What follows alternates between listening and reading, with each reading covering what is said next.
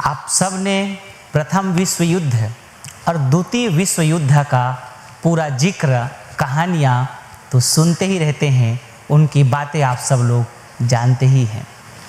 इस बार क्या तृतीय विश्व युद्ध होगा या हो रहा है या होने वाला है, और होगा तो कैसे होगा, किस माहौल में होगा तृतीय विश्व युद्ध? मैं अगर कहूं भारत के लिए वर्तमान की परिस्थिति में तो ये तृतीय विश्व युद्ध ही है। ऐसा इसलिए कह रहा हूं मैं क्योंकि इस वक्त सबके पास में, सभी कंट्रीज के पास में अणुबम, परमाणु बम और जितने भयानक बम हैं वो सबके पास में है। अगर उस तरीके का युद्ध होगा तब तो सर्वनाश हो जाएगा। लेकिन ये जो मॉडल है इस बार युद्ध का कुछ हट करके है।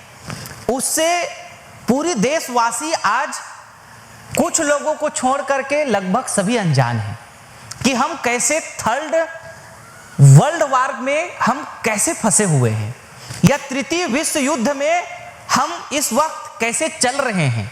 तृतीय विश्व युद्ध ये हो रहा है और आम जनता और हम सब लोगों को पता ही नहीं है, और हम इस वर्ल्ड वार में फंस करके अपना कितना बड़ा नुकसान कर रहे हैं।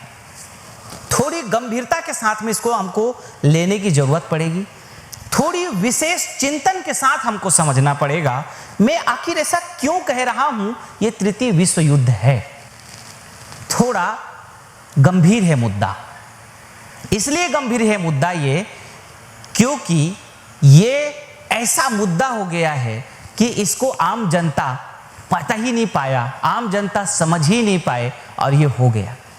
देखिए क्या होता है, जब भी कोई विश्व युद्ध होता है तो उसमें जन और धन की सबसे बड़ी हानि होती है। जन और धन, ये दो की ही हानि सबसे बड़ी होती है जब भी कोई भी विश्व युद्ध होता है। क्या अभी भी हमारे भारत देश में जन और धन की हानि हो रही है? मैं कहता हूं जरूर हो रही है। दोनों की हानि हो रही है, जन और धन की।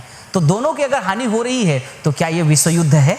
बिल्कुल है, क्योंकि इस बार जो ये कंट्रियां हैं विश्व युद्ध है, ये इस बार अणु परमाणु बम लगा करके आपके यहां हानि नहीं पहुंचा रहे हैं। इस बार ये ऐसा प्लान लगाए हैं। आज देख लीजिए अमेरिका इतना आगे बढ़ा तो यूं ही आगे नहीं बढ़ा, भयंकर बुद्धि लगाया, भयंकर ताकत लगाया और पूरी दुनिया में आज सबसे ऊपर आ गए।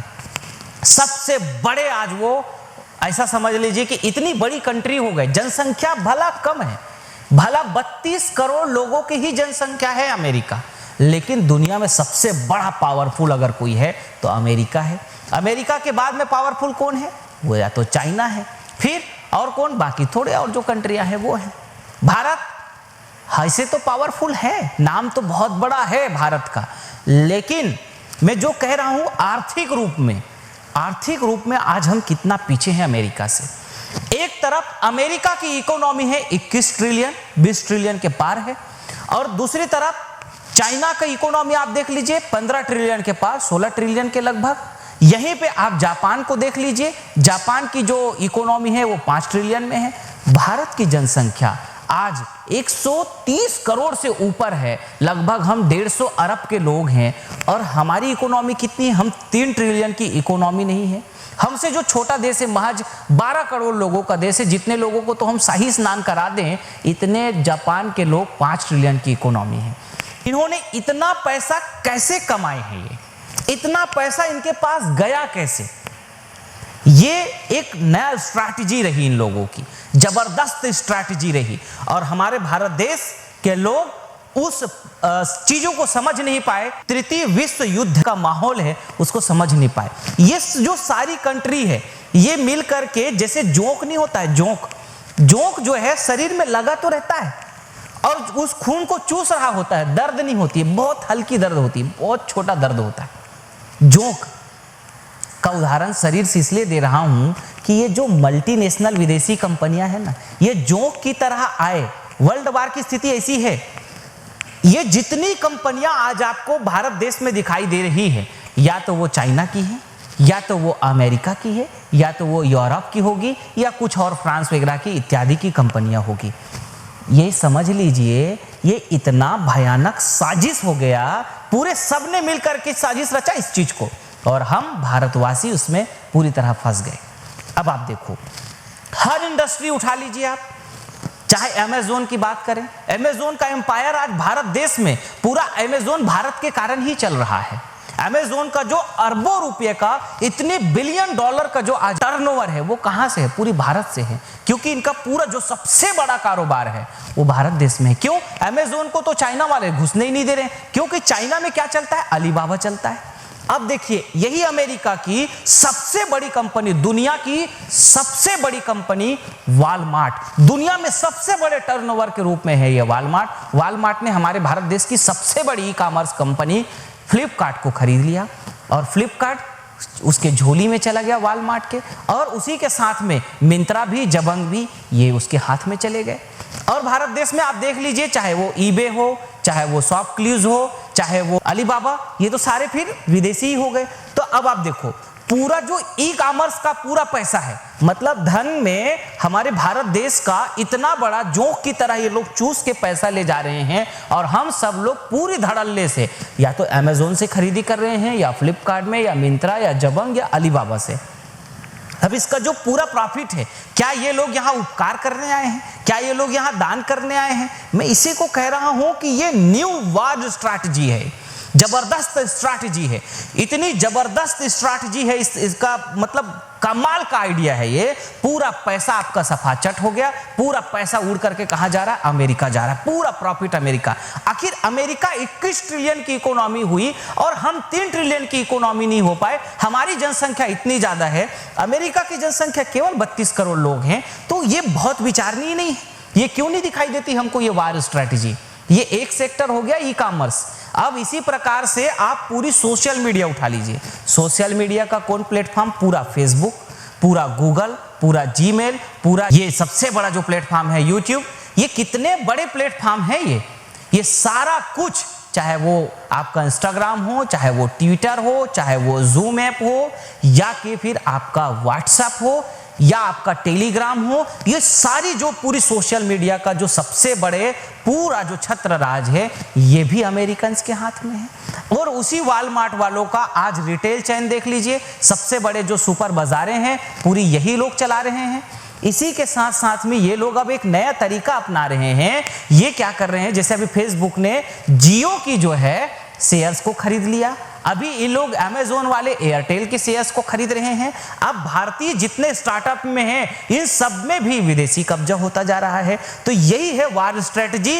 इसी के माध्यम से पूरा अब पैसा बाहर लेकर के जाएंगे, क्योंकि परमाणु से युद्ध नहीं होंगे, क्योंकि हमारे पास में भी परमाणु है और देशों के पास में भी परमाणु है। तो जो ये युद्ध है वो नया तरीके का युद्ध है, ताकि हमारे देश को हानि पहुंचे।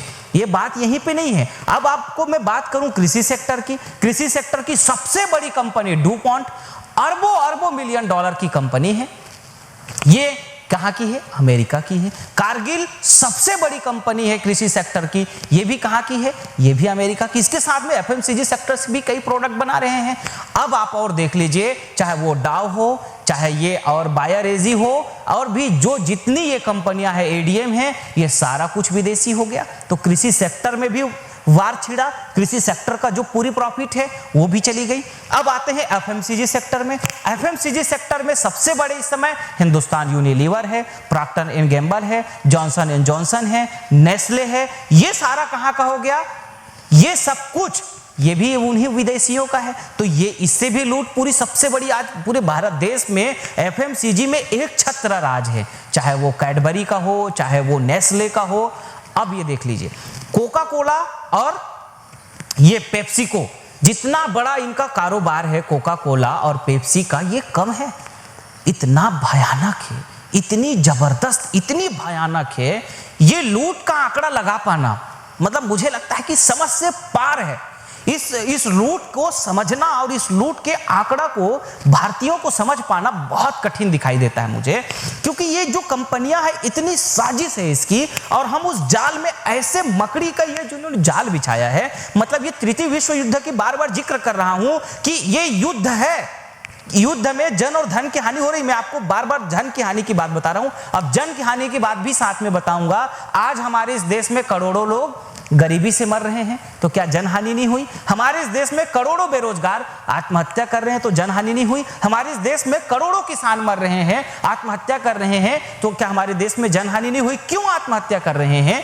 क्यों हमारे बेरोजगार आत्महत्या करना पड़ रहा है? क्योंकि हमारे इस देश में, हमारे पास में इकोनॉमी बहुत कमजोर है। हमारे इस देश में या तो पैसा हमारे विदेशियों ने लूट लिया, या भ्रष्टाचारी नेताओं ने लूट लिया, या भ्रष्टाचारी अधिकारियों ने लूट लिया, या भ्रष्टाचारी क्रिकेटर्स और इंडियन एक्टर एक्ट्रेसेस, इनके माध्यम से हमारे देश का पैसा बाहर चला गया। वहां जाकर के यहाँ पैसा कमाते हैं, यहां से ले जाके वहां पे घर, बंगला, कोठी और सब जगह पैसा ले जाके कोई दुबई में, कोई मलेशिया में, कोई थाईलैंड में, कोई इंडोनेशिया में, इन जगहों में जाकर के इन्वेस्टमेंट कर रहे हैं ताकि हमारे इस देश का पैसा बाहर जाए। लगातार बाहर जा रहा है।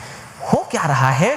ये जितनी मल्टीनेशनल्स है, मल्टीनेशनल्स के साथ में ही पूरे हमारे देश का क्रिकेटर बिक गए, पूरे हमारे देश के ये हीरो बिक गए, और हमारे इस देश की जो अधिकारियां हैं, हमारे इस देश के नेता, ये चार सबसे बड़े लोग हैं। चाहे वो नेता हो, चाहे वो अधिकारी हो, चाहे वो क्रिकेटर्स हो, और चाहे वो हीरो हो, ये चार लोगों ने मिलकर के पूरी भारत के गेम को पलट दिया। और भारत की स्थिति आज ये है। इतने लोग मिलकर के आखिर जवाब किसके पास है? इतने लोग मिलकर के हम भारत को आज 5 ट्रिलियन की इकोनॉमी, 10 ट्रिलियन की इकोनॉमी कैसे बना पाएंगे? How it possible? जब हमारे भारत देश का पैसा लगातार बाहर जा रहा है, हर सेक्टर से बाहर जा रहा है। जितना सेक्टर आपको गिना रहा हूं इतना ही सेक्टर नहीं है। आप फूड चेन के सेक्टर में चले जाइए, एमसी डोनाल्ड, केएफसी, ये बर्गर किंग, पिज्जा हट, सबवे, डोमिनोज, कितना है, भयानक है ये। मतलब एक एक फ्रेंचाइजी पे ये जो है 40-40 लाख की फ्रेंचाइजी फीस होती है इनकी, और फ्रेंचाइजी फीस शुद्ध अमेरिका जाती है, और हर चीज का 6%, 4%, 8% का प्रॉफिट मार्जिन लेके जा रहे हैं। तो अब आप सोचिए ना कि पूरी आज टेक्नोलॉजी इन्हीं के साथ में चल रही। पूरी कंप्यूटर कहाँ का है? उन्हीं का है। पूरी मोबाइल इंडस्ट्री कहाँ का है? विदेशियों का है। पूरी मोबाइल ऐप कहाँ का है? विदेशियों का है। तो हर कुछ जब हमारे पास में ये विदेशी लोग यहां से पैसा लूट के ले जा रहे हैं तो जन और धन की हानि हो रही है। तो अब आप मुझे बताइए, क्या इसको आप नहीं कहेंगे वर्ल्ड वार है ये? क्या आप इसे नहीं कह सकते कि ये तृतीय विश्व युद्ध है? मैं तो कह रहा हूं है, तृतीय विश्व युद्ध है, लेकिन हम जान नहीं पा रहे हैं। कोई इसकी चर्चा नहीं हो रही, कोई पहचान नहीं पा रहा है कि तृतीय विश्व युद्ध शुरू हो गया। क्योंकि इस बार जो युद्ध है, हम आखिर कमजोर होंगे तो कैसे कमजोर होंगे?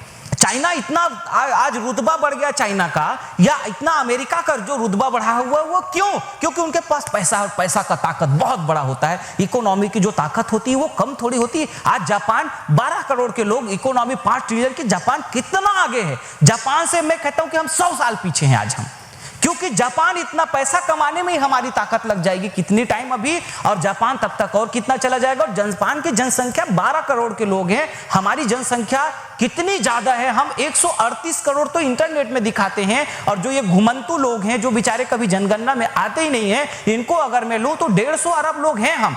और 150 अरब लोगों के पास अगर पैसे की बात मैं करूं तो आज की स्थिति कहां है?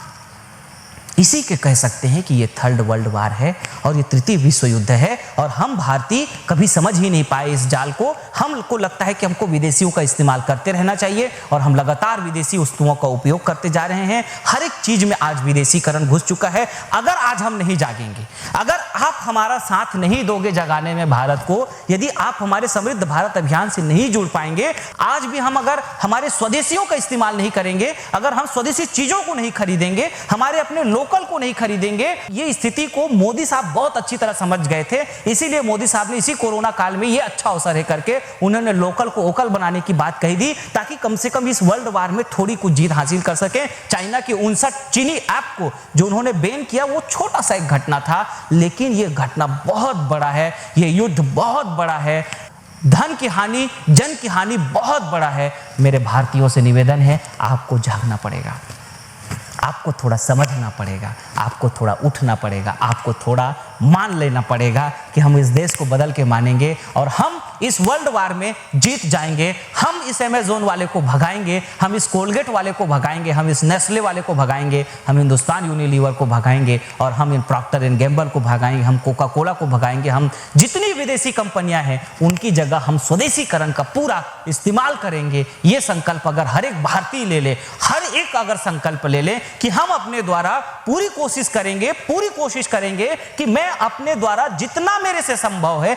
हालांकि हम बहुत इसके जाल में फंस चुके हैं, इतना इंस्टेंट में बाहर आना संभव नहीं है, लेकिन थोड़ा क्या हम कोशिश नहीं कर सकते हैं? कोशिश करने से किसी ने मना किया है क्या? प्रयास किसी करने में क्या दिक्कत आ रही है? हम बहुत प्रयास कर रहे हैं। मैं तो पूरी ताकत लगा दिया हूं कि आप ज्यादा से ज्यादा सामान हमारे 54 स्वदेशी केंद्रों से खरीदिए, ज्यादा से ज्यादा सामान हमारे AD5 सुपर बाजार से खरीदिए, जहां पे सारा स्वदेशी कलेक्शंस है, जहां पे हमने पूरी स्वदेशी को बढ़ावा देने का पूरा एक प्रयास कर रहे हैं। हम अपने स्तर का प्रयास कर रहे हैं, आप क्या प्रयास कर सकते हो? क्या आप हमारे साथ थोड़ी ताकत लगा करके अपना सहयोग दे सकते हो? जरूर दे सकते हो। आपसे आशा करूंगा, विनती करूंगा, प्रार्थना करूंगा, हमारा थोड़ा सहयोग करिएगा। भारत को समृद्ध बनाने की जिम्मेदारी आपकी भी है और आपको भी ठानना पड़ेगा, आपको भी मानना पड़ेगा। इसी आशा और उम्मीदों के साथ आपसे प्रार्थना करता हूँ, निवेदन करता हूँ, आप हमारे साथ जरूर शामिल हों। आप सबका बहुत बहुत धन्यवाद, दिल से शुभकामना। जो आप हमारे लिए थोड़ा प्रयास करते हैं, थोड़ा आपको मैं दिल से आपको नमन करता हूँ। बहुत बहुत धन्यवाद। यदि आप कुछ बड़ा काम करने का सोच रहे हैं तो करिए बड़ी शुरुआत श्री चमन स्वदेशी केंद्र के साथ। अपने ग्राम, तहसील या जिला की FMCG product, Ayurvedic product, daily need product की फ्रेंचाइजी लेने के लिए आज ही संपर्क करें 9516263333, 9516264444। करिए अपने सपनों को पूरा श्री चमन स्वदेशी केंद्र के साथ।